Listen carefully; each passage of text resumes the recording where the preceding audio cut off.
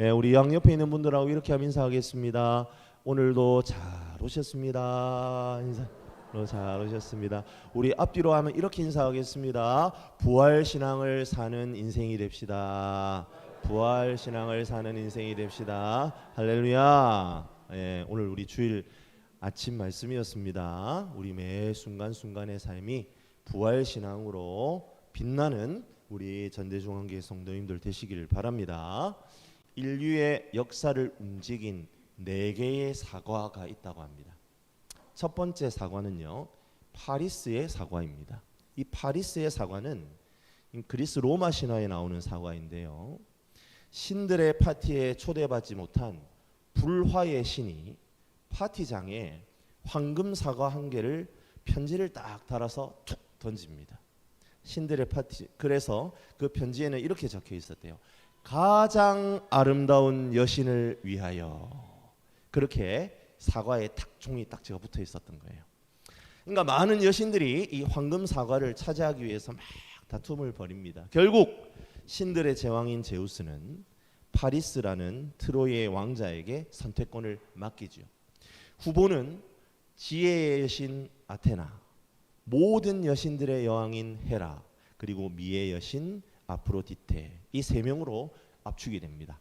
이 3명의 여신들은 저마다 파리스의 구미에 당길 만한 것을 조건으로 내걸지요. 헤라는 권력을 주겠다, 유혹하고요. 아테나는 지혜를 주겠다, 약속하죠. 하지만 파리스는 결국 세상에서 가장 아름다운 여인과 혼인하게 해주겠다는 아프로디테에게 사과를 넘겨주고 스파르타의 왕비 헬렌을 차지하게 됩니다. 그렇지만 파리스는 그리스의 젊은 영웅들에게 선망의 대상이었던 헬렌을 취함으로써 그리스 연합군의 공격을 받아 트로이 멸망이라는 값비싼 대가를 치르게 되었지요. 물론 이것은 신화이지만 실제로 이 트로이라는 나라를 이 그리스 연합군이 멸망시키는 과정에서 원래는 도시국가로 막 분열되어 있었던 이 그리스가 하나로 연합되는 과정을 통해 이 서구 문명이 꽃피우게 되는 계기를 만듭니다. 그렇기 때문에 파리스의 사과가 인류의 운명을 바꾸어 놓았다는 거죠. 두 번째 사과는 유턴의 사과입니다.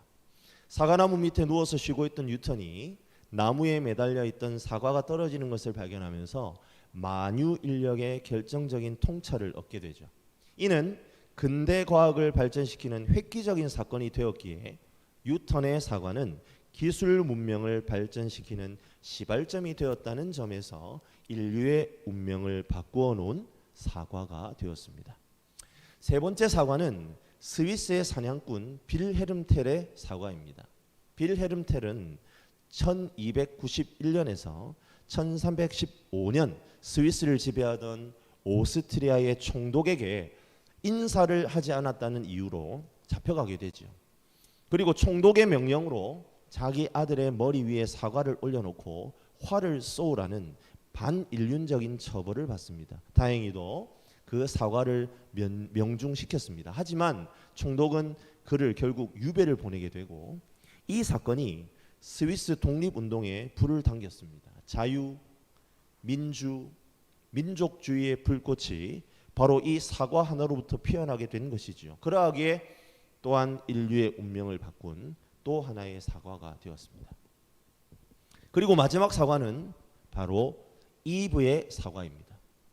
아담과 하와가 선과학을 알게 하는 나무의 실과를 먹고 낙원에서 쫓겨나게 된 사건이 인류의 문명에 큰 영향을 미쳤다고 생각하기 때문인 것 같습니다. 물론 선악과가 사과 아닙니다. 하지만 다른 세계하고 구색을 맞추려다 보니까 사과가 된 것이겠죠.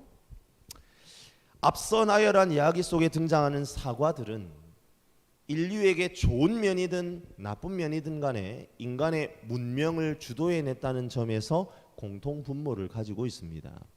그 중에 우리가 주목해야 하는 것은 이브의 사과에도 중요한 의미를 부여하고 있다는 겁니다. 선악과를 이브의 사과라고 지칭하면서 인류 역사의 중요한 사건으로 지켜 세우는 것을 우리는 두 가지 측면으로 생각해 볼 수 있습니다. 한 가지는요, 퇴보의 역사를 되풀이해서는 안 된다는 인간들의 스스로의 자기 반성의 다른 의미일 것이고요. 그러니까 이제 낙원에서 추방되는 어리석음을 절대로 되풀이하면 안 되겠다. 그것을 반드시 기억해야 되겠다. 그런 의미가 하나 있을 것입니다. 그런데 그런 의미로만 해석을 한다면 선악과를 인류의 운명을 바꾼 사과의 반열에 올리는 건 뭐 그렇게 기분 나쁜 것은 아닐 것 같아요. 그런데요, 또 다른 해석이 문제입니다.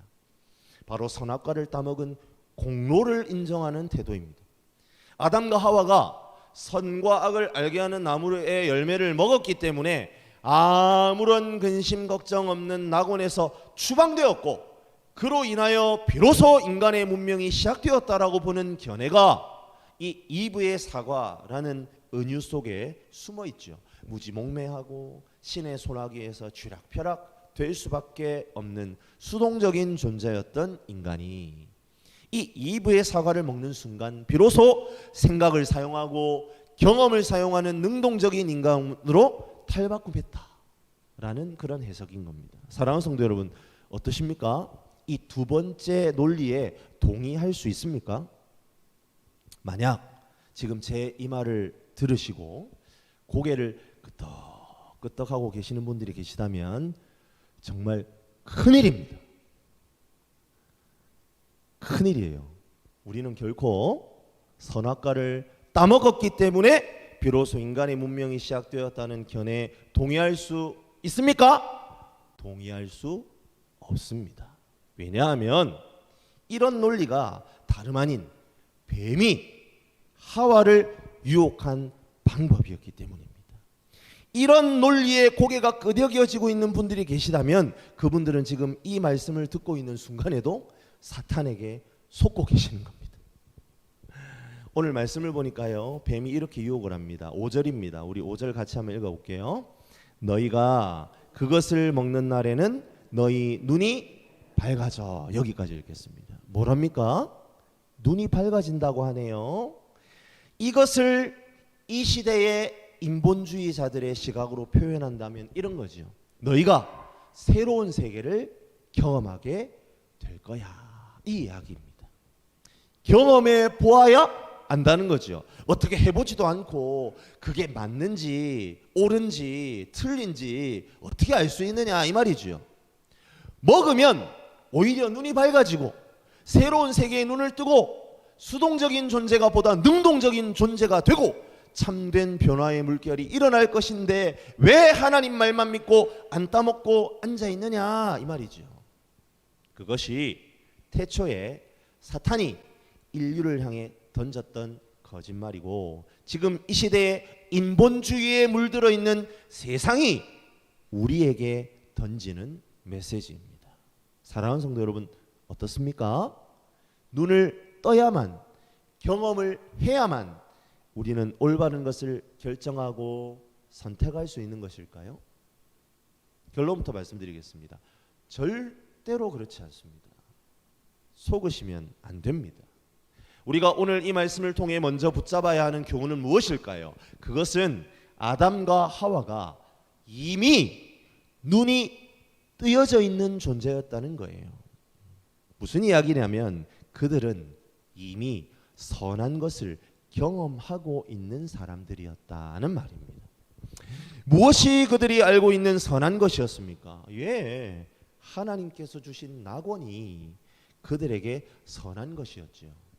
낙원의 모든 실과를 다 따먹을 수 있는 것이 그들에게 선한 것입니다. 선악을 알게 하는 나무의 실과를 먹지 않는 것이 선한 것입니다. 무슨 말입니까? 그들은요, 아담과 하와는 이미 선한 것을 경험하고 있었어요. 선한 것에 이미 눈 뜨고 있었다는 말입니다. 그러니 뱀의 주장은 거짓이지요. 성립이 되지 않는 주장인 겁니다. 요 아담과 하와 이미 눈 뜬 사람인데 너 이거 먹으면 눈이 떠질 거야. 거짓말이죠. 사랑하는 성도 여러분, 우리는 그리스도의 보혈로 구원받은 사람이기에 이미 선한 것, 좋은 것에 눈을 뜨고 있는 사람임을 믿으시기를 바랍니다. 할렐루야. 아멘. 사탄은요, 거짓말을 하고 있어요.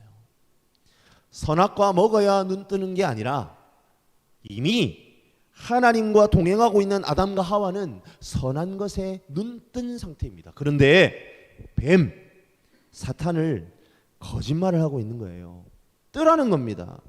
뜨고 있는데 이미 하나님이 선한 것을 다 가르쳐 주셨고 그것대로 살면 되는데 사탄은 또 다른 기준을 제시하려고 하고 있는 겁니다. 그것이 바로 눈을 떠야 된다는 말이에요. 이 본문에 등장하는 눈이 밝아져라는 표현을 히브리어 원어의 의미를 정확하게 살려서 다시 번역을 하면 그 자신의 눈이 떠진다가 됩니다. 무슨 얘기입니까? 이 인간의 자신의 의지, 눈을 뜨는 그 사람의 의지를 강조하는 표현인 거예요. 그러니까 사탄이요, 지금 인간에게 뭐를 지금 요구하는 거예요? 야, 너 스스로의 의지를 좀 발휘해봐. 그렇게 부추기고 있는 겁니다. 하지만 원래 인간은요, 그렇게 살도록 지음받은 존재가 아닙니다. 하나님이 이미 보여주신 것들이 가장 좋은 것이라는 사실을 믿으면서 살아야 합니다. 하나님이 보여주지 않으시는 것, 하나님이 경험하지 않게 하시는 것은요, 악한 것이라 믿으면서 사는 것, 그것이 인간이 진정으로 하나님 앞에 발휘해야 할 의지라는 말이죠. 오늘 이 말씀을 다시 정확하게 붙드시는 저와 여러분들이 되시기를 주님의 이름으로 간절히 축원합니다. 하나님이 그리스도인인 저와 여러분에게 이미 보여주신 것이 선입니다. 아무리 내가 겪고 있는 상황과 환경이요 힘들고 고통스러워 보여도 우리의 현실이 하나님이 경험하게 하시는 것이라면 선입니다. 그 사실을 믿는 것이 바로 성도의 신앙이죠. 나에게 허락되지 않은 것임에도 경험해보고 싶다, 한번 저런 인생을 맛보고 싶다, 그러면서 아등바등 하지 마십시오. 하나님은 그것이 우리에게 선한 것이 아니라는 확신이 있으시기 때문에 우리의 삶에서 허락하지 않으시는 겁니다. 새로운 변화는 경험에서 시작되지 않습니다. 세상은 반대로 말하죠. 세상은 새로운 것을 경험해야 새로움이 생긴다고 말합니다. 하지만 하나님은 그렇게 말씀하지 않으세요. 새로운 변화는 경험에서 시작되는 것이 아니라 이미 내가 누리고 있는 것에서 새로운 변화는 시작되는 것이다는 말입니다. 아담과 하와가 그것을 마음에 분명하게 붙잡고 있었다면 이런 사탄의 꼬임에 넘어가지 않았을 것입니다. 사랑하는 성도 여러분, 아담과 하와가요, 죄를 짓기 전에 일을 했을까요? 안 했을까요? 일을 했습니다. 과일도 따먹어야 되죠. 동물들 이름도 지어줘야 되죠. 그게 뭡니까? 그게 다 일입니다. 그런데요, 그 일이 힘들었겠습니까? 안 힘들었겠습니까? 그렇죠. 하나도 안 힘들죠. 이 일은요, 놀이보다도 더 재밌었을 것입니다. 하나님께서 좋은 것을 경험하도록 아담과 하와에게 일을 주셨어요. 그리고 그냥 하면 되는 겁니다. 즐기면 되는 거예요. 그런데요, 사탄 말처럼 눈이 밝아지니까, 선악 갖다 먹고 눈이 밝아지니까 어떻게 됩니까? 일이 아닌 겁니다. 일이 고생입니다. 우리가 오늘 읽지는 않았지만 3장 19절에 그 증거가 나타나죠. 우리 함께 3장 19절 말씀 같이 한번 한 목소리로 읽어보겠습니다. 내가 흙으로 돌아갈 때까지 얼굴에 땀을 흘려야 먹을 것을 먹으리니. 여기까지 읽겠습니다. 사실요, 죄를 짓기 전까지 인류는요, 먹기 위해서 일하지 않았습니다. 자기 배를 채우려고 일하지 않았어요. 그게 목표가 아니었다는 말입니다. 그런데 스스로 눈이 밝아지려고 하니까 이전에 즐거웠던 경험이 뭐로 변화되는, 고통으로 변화되는 즐겁지 않은 기적이 일어나고 말았던 겁니다. 눈이 밝아지지 않았으면, 눈이 밝아지지 않았더라면 더 좋았을 것을 말입니다. 사탄에게 속은 거죠. 얼마나 좋은 것을 경험하고 있었는데 사탄의 꼬임에 넘어가 모든 좋은 것을 빼앗겨 버린 것이 바로 인류가 타락한 결과입니다. 우리가 오늘 말씀에서 두 번째로 붙잡아야 하는 교훈은요, 눈을 뜨는 순간 우리의 눈과 이성이 왜곡되어 버렸다는 사실입니다. 사탄이 노린 게 바로 이겁니다. 삐딱하게 보게 만드는 것, 그것이 사탄의 목표였습니다. 그리고 그것에 아담과 하와는 속았습니다. 우리 오늘 함께 읽었던 마지막 말씀이죠. 7절 말씀 다시 한번 한 목소리로 같이 한번 읽습니다. 이에 그들의 눈이 밝아져 자기들이 벗은 줄을 알고 무화과 나무 잎을 엮어 치바로 삼았더라. 오늘 말씀 7절에도 눈이 밝아져 라는 표현이 나오네요. 앞서 5절에서 사용된 동사하고 똑같은 동사입니다. 그러니까 사탄이 말한 대로요, 선과학을 알게 하는 나무의 실과를 딱 먹으니까 눈이 밝아졌어요. 밝아지기는 밝아졌다는 겁니다. 그런데 사탄이 이야기한 것과 실제로 그 일을 행했을 때 벌어진 결과가 같습니까? 아니요. 하늘과 땅 차이지요. 사탄은 눈이 밝아지면 누구처럼 된다고 했습니까? 하나님처럼 된다고 했습니다. 그런데 어떻게 되었습니까? 서로 벗은 몸을 보고 부끄러워하게 되었답니다. 수치심이죠. 수치심은 하나님께 속한 속성이 아닙니다. 하나님은 절대로 수치심을 느끼시는 분이 아닙니다. 그런 것은요, 하나님께 없는 속성이에요. 어떻습니까? 그들이 선악과를 먹고 하나님처럼 되었습니까? 아니네요.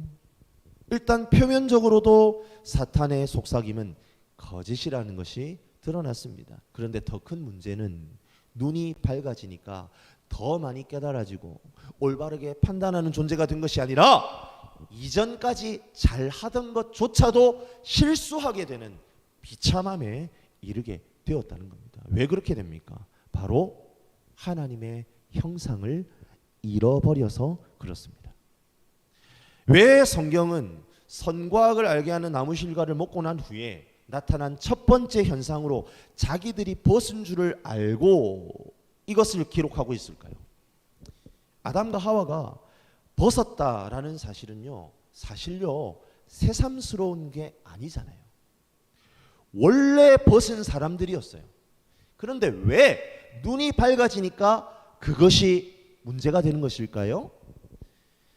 하나님의 형상을 가지고 있었던 인간은요, 벌거벗은 것이 문제가 되지 않는 존재였는데 하나님의 형상을 잃어버리니까 문제가 됩니다. 바로 관계의 문제가 발생하는 거예요. 연합이 불가능해졌습니다. 서로 벌거벗은 것이 인식이 되니까 서로 관계를 맺는 게 불편해지기 시작한 거예요. 우리가 말입니다, 처음에 사람을 이렇게 만나면요, 서먹서먹하지 않습니까? 물론 사람마다 좀 편차가 있을 수 있습니다. 어떤 분들은 만난 지 5초 만에 마치 10년 만난 것처럼 오지랖을 부리고, 그런 분들도 물론 있습니다. 근데 그런 분들이 흔하지 않습니다. 대부분이 어떻습니까? 친해지는데 시간이 걸려요. 서먹서먹합니다. 근데 왜 그렇게 서먹서먹한 걸까요? 여러 가지 이유를 댈 수 있지만 부끄러워서 그런 거죠. 그 부끄러움의 근원은 어디에서 찾을 수 있는 겁니까? 바로 3장 7절입니다. 벌거벗은 것을 인식하게 된 거예요. 알게 된 거예요. 그리고 판단하기 시작합니다. 벗었네? 나 지금 되게 부끄러운데. 야, 너도 지금 되게 부끄러운 거 알지? 이렇게 되는 거죠. 사랑하는 성도 여러분, 처음 남자와 여자가 만들어졌을 때 그런 거 있었습니까? 그런 거 없었습니다. 그런데 서로 벗은 줄 알게 되어 부끄러워졌습니다. 여기에서 생겨난 문제가 무엇입니까? 바로 연합의 불가입니다. 하나님은 삼위일체의 하나님이십니다. 세 위격을 가지셨지만 한 분으로 계신다는 말이에요. 우리의 머릿속으로는 도무지 이해할 수 없는 개념입니다. 그런데 왜 이것을 이해할 수 없게 된 것입니까? 참된 연합을 잃어버렸거든요. 왜 참된 연합을 잃어버렸습니까? 바로 하나님의 형상을 잃어버렸기 때문입니다. 하나님의 형상을 잃어버렸다는 것은 결국 인간의 진짜 참된 인간이 되는 길을, 인간이 진짜 참된 인간이 되는 길을 잃어버린 거예요. 그러한 상태에 놓인 인간을 신학적으로 표현하자면 바로 죄인이죠. 인간이 죄인이 되었습니다. 죄인이 된 인간은요, 하나님의 형상을 잃어버립니다. 더 정확하게 말하면 사람 속에 있는 하나님의 형상이 완전히 썩어버린 것입니다. 하나님의 형상은 삭으면 삭을수록 맛나다는 홍어가 아닙니다. 썩어서 냄새가 나고 도저히 가까이 할 수 없는 지경에 놓이게 된 것입니다. 경험하면 한 입 베어 물면 또 다른 낙원이 펼쳐질 줄 알았는데 쓰레기 투성이 난지도를 만난 것과 비슷하다고나 할까요? 비참한 나락으로 떨어져 버리게 된 것이죠. 제가 경험한 일화를 좀 하나 소개하고 말씀을 마무리하겠습니다. 제가 이제 대학에 들어가고 한 선교단체에서 훈련을 받을 때였어요. 이 소그룹으로 이제 모여서 이제 오늘 우리가 나누고 있는 이 본문으로 성경 공부를 하고 있었어요. 그런데 성경 공부를 하다가 제가 좀 뜬금없이 그때 이제 조장이 이제 저보다 좀 나이가 많은 누님이었는데 그 누나에게 제가 이런 질문을 했어요. 누나, 사람이 어떻게 경험해 보지 않은 것에 대해서 설명을 하죠? 아니 그게 좋은지 나쁜지 누군가에게 설명을 해주려면 뭔가 경험을 좀 해보고 그래야 말해야 되지 않을까요? 제가 이렇게 뜬금없이 질문을 했습니다. 근데 그 누님이 쓸데없는 소리 하고 있네 하고 면박을 주지 않으시고 지금은 우리 부산에 있는 모 교회의 담임 목사님 사모님이신데 그 질문을 받고는 이렇게 말씀을 하시더라고요. 기영아, 세상 사람들은 연애를 할 때 가장 중요한 것이 경험이라고 말하잖아. 그래서 이런 사람도 만나보고 저런 사람도 만나봐야 더 좋은 사람 만날 수 있다고 말한단 말이야. 그리고 대학교 친구들이 야, 네 친구들 중에서도 막 나이트 이런 데 많이 가잖아. 그러면 그런 친구들을 위해서 나도 나이트를 한번 가보니까 이게 참 좋지 않더라라고 얘기해 줄 수 있을 거야라고 우리가 생각할 수 있다라는 거지. 그런데 이 모든 이야기를 하는 사람들 어떤 사람들입니까? 경험해 봐야 잘 설명해 줄 수 있다. 좋은지 나쁜지. 그렇게 이야기하는 사람들이 가지고 있는 믿음은 나 정도라면 올바른 판단을 할 수 있을 거야라는 착각이지. 그런데 하나님은 오늘 이 말씀을 통해 그렇게 말씀하고 있지 않잖아. 이미 우리가 죄인이기 때문에 우리에게 바른 판단을 할 수 있는 더듬이는 상실돼 버린 것과 같은 거야. 그래서 우리는 경험해 보고 판단한다는 말에 고개를 끄덕일 수 없는 거지. 사랑하는 전대중앙교회 성도 여러분, 내가 세상을 살아가면서 만나게 되는 현상들을 분별할 수 있는 능력이 내 속에 있다고 믿지 마십시오. 그것은 사탄의 달콤한 속임수입니다. 하나님은 오히려 그 반대라고 말씀하세요. 제발 나한테 좀 물어라. 내가 보여주는 거 말고 또 보려고 좀 하지 좀 마라. 많이 경험해보고 어떤 분야의 전문가라면 그 말에 귀를 기울이고 검증되지 않은 것이라면 절대로 해볼 수 없다라는 태도는 하나님의 태도도 방법도 아닙니다. 눈이 밝아져야 되는 것이 아니라 하나님이 눈을 떠서 보게 해 주셔야 비로소 역사가 시작된다는 말이죠. 우리의 기도를 바꾸어야 하지 않겠습니까? 나의 부패하고 비참한 심령은요, 판단을 할 수가 없습니다. 오직 하나님만이 판단하실 수 있는 분이십니다. 우리 어떻게 기도해야 될까요? 주님, 보여주시옵소서. 나에게 가장 좋은 것으로 보여주시고 나를 인도해 주시옵소서. 이러한 기도로 매 순간 승리의 삶을 살아가는 저와 여러분들이 되시기를 주님의 이름으로 간절히 축복합니다.